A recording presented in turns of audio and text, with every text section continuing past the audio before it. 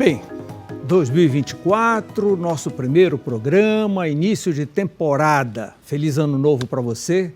E hoje a gente começa conversando com o ex-senador Paulo Rocha. Ele é o atual superintendente da Sudam. Superintendente, é um prazer tê-lo aqui. Muito obrigado por ter vindo. Feliz ano novo. E isso que também repercuta na nossa região. Mauro, eu que tenho que te agradecer, ainda mais sendo o primeiro programa do ano, porque o seu programa é muito importante na referência dos debates políticos no nosso estado e na nossa região. Então, eu estou à tua disposição para a gente discutir os problemas da nossa região. Que bom. Superintendente, já há 5 meses no cargo da Sudam. A Sudam, que já teve uma influência brutal em nível regional e em nível Brasil, de repente foi desconstruída. Pouco se falava nela. O que foi esse período já para tentar reconstruí-la? Primeiro, você identificou bem os problemas que tem lá.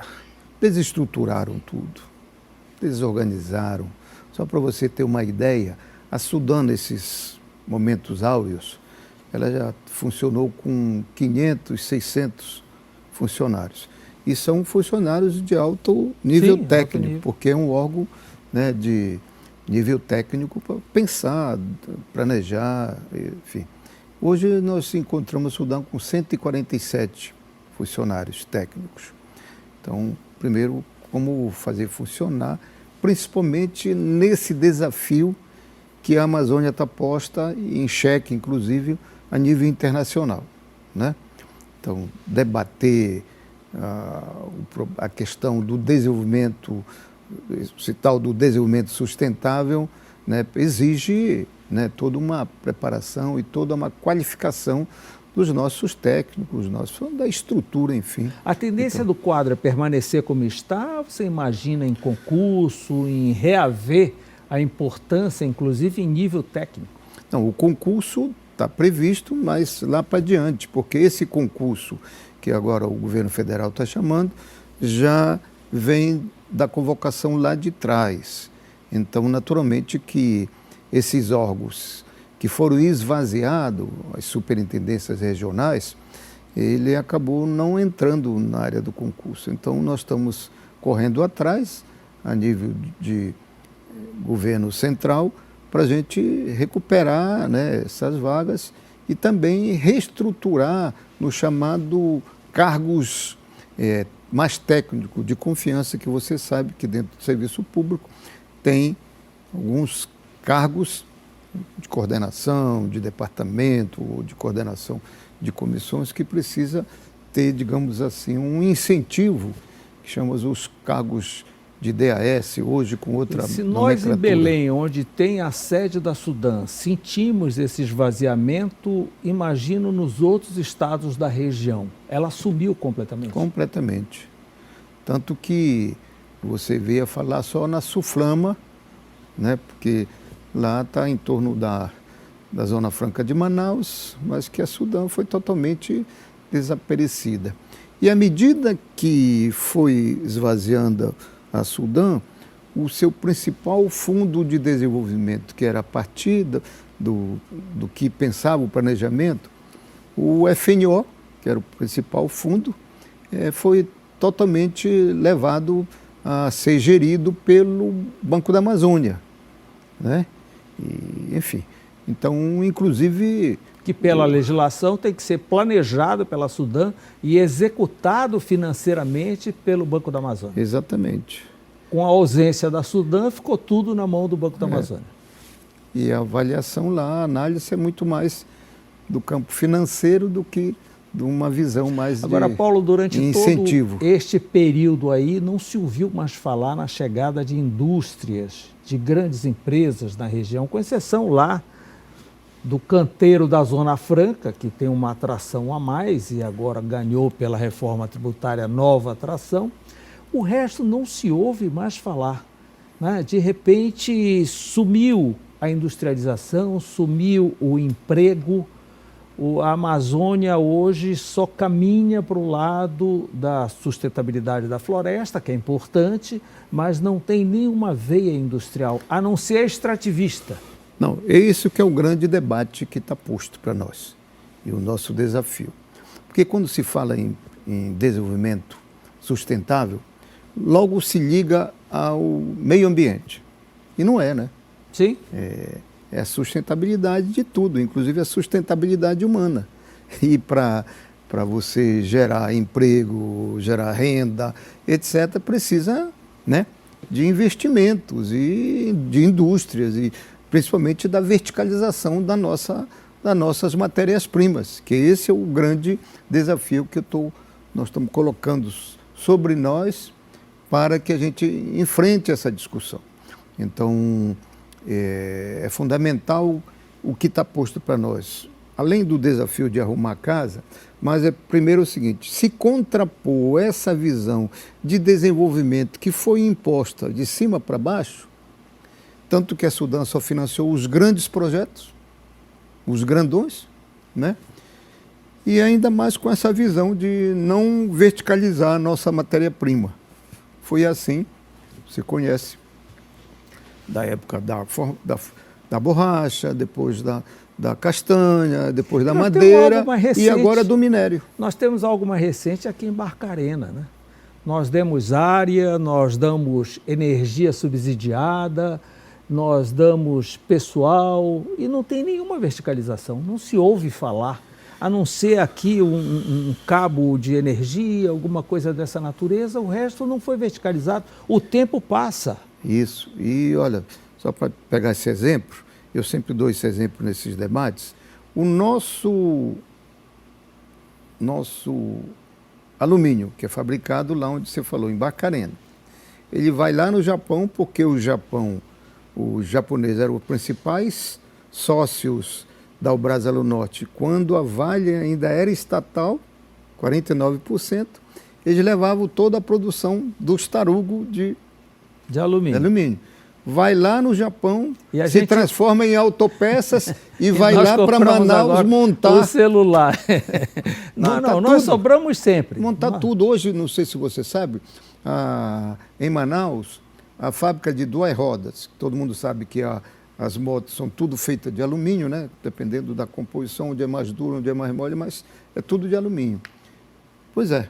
E lá na Suframa é uma indústria de montagem, não é indústria de transformação, é só de montagem. É maquiagem, para ser mais... Aí vai lá, eles transformam em autopeças e vêm para a Honda montar as duas rodas, que hoje, não sei se você sabe, a Honda é a maior produtora de duas rodas do mundo e é uma das fábricas que produz mais é aqui em Manaus. E você sabe qual é a cidade que proporcionalmente a população mais tem duas rodas?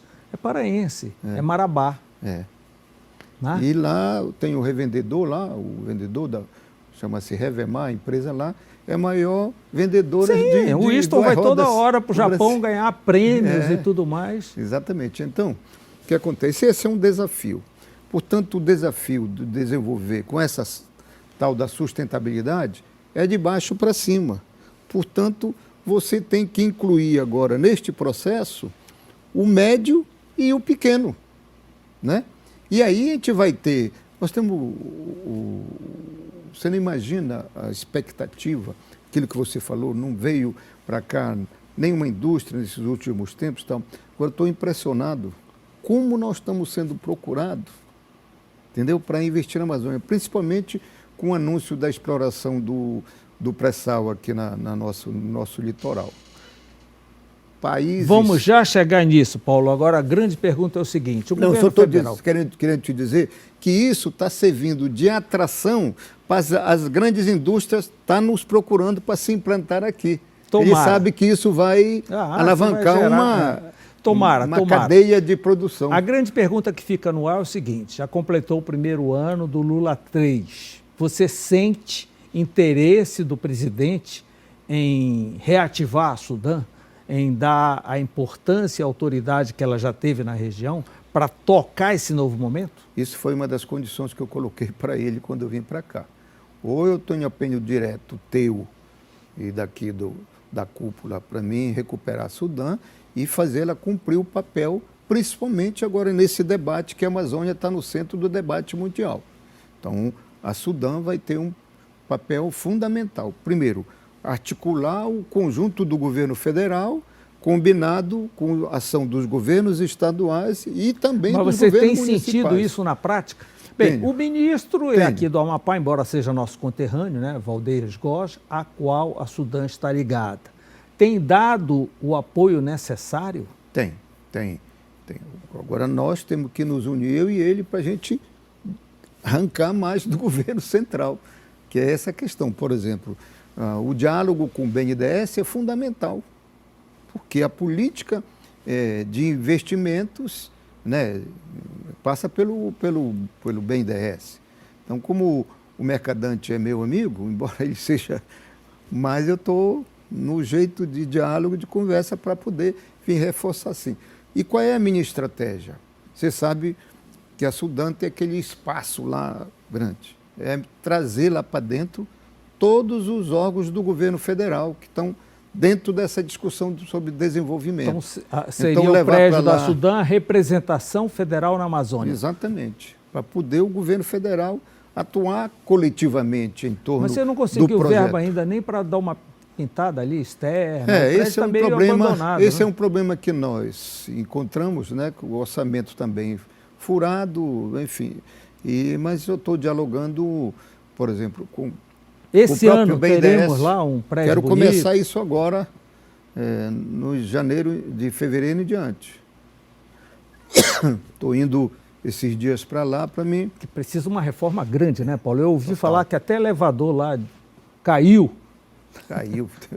Caiu com deputado dentro, você vereadores, já pensou, prefeito. Hoje para a gente subir, as meninas não querem mais do que 4 lá, senão pode cair. Não, é um prédio que passou muito tempo sem manutenção. E o auditório da Sudã tinha uma representatividade, um evento no auditório da Sudã. Eu já estou abrindo lá, o pessoal já está procurando para fazer eventos, debates, etc. Isso é importante, traz a autoridade de volta. E por falar neste auditório da Sudã, o Condel, que antigamente movimentava a cidade, hotéis lotados, empresário para todo lado.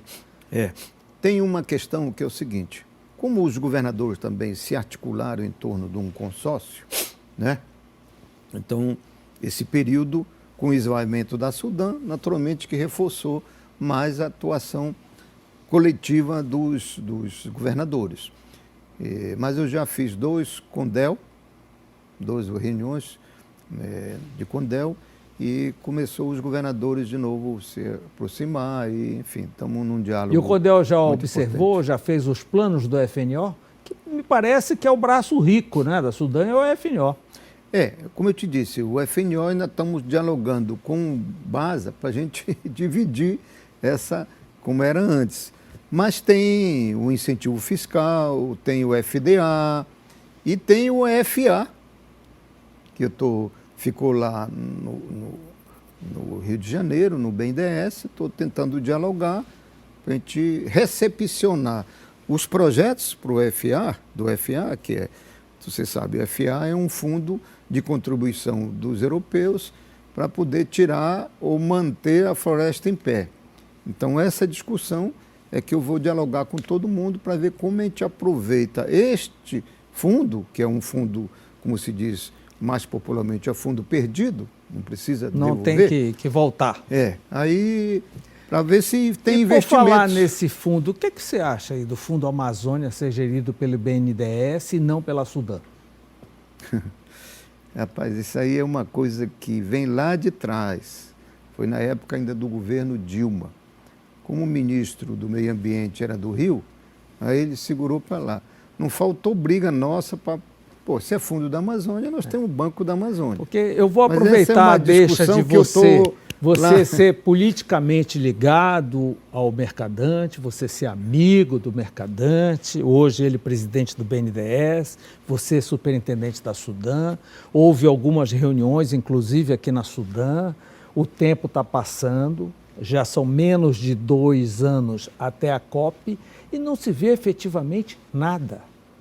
até vão licitar os prédios da União. O Pará e Pernambuco, junto com o Rio e São Paulo, naturalmente, são os estados que têm maior número de prédios ociosos. O tempo passa e não acontece nada.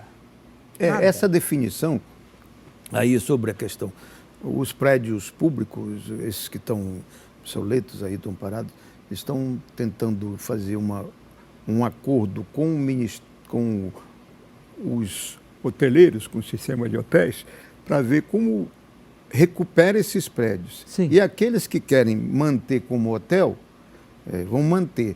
Mas a ideia também é fazer um hotel temporário para CAP e depois transformar isso em apartamento de vontade, moradores. Dinheiro tem. Tem.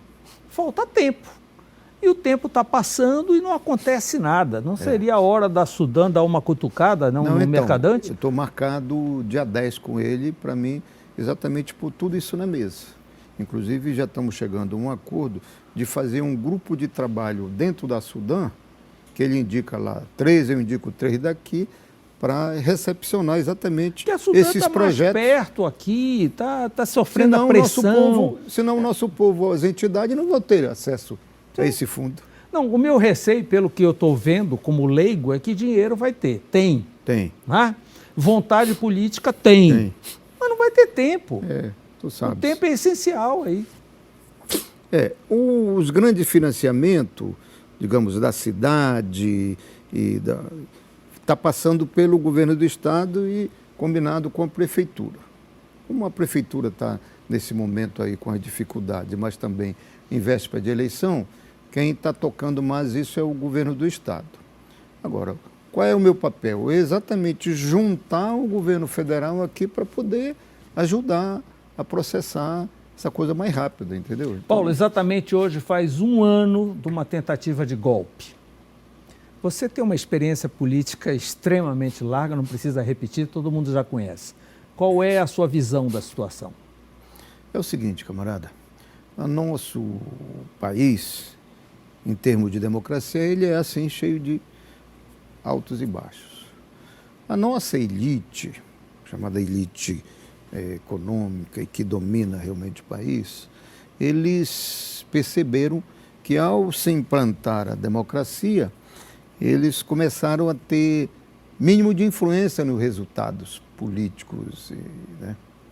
Embora no governo Lula, cá para nós, o governo Lula, os 2 primeiros e a Dilma não fizeram nada contra, pelo contrário, oportunizaram para todos. O grande, por exemplo, o agronegócio cresceu em muito no período do governo Lula. Aliás, se modernizou, porque teve financiamentos baratos para a modernização dos maquinários, da tecnologia, etc, etc.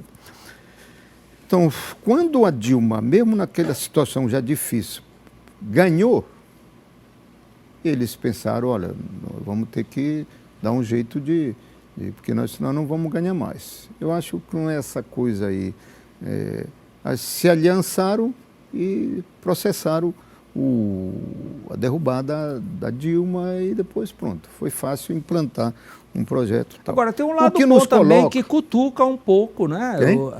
Cutuca um pouco a passividade do Lula nesse início de governo. Não, então, o que acontece?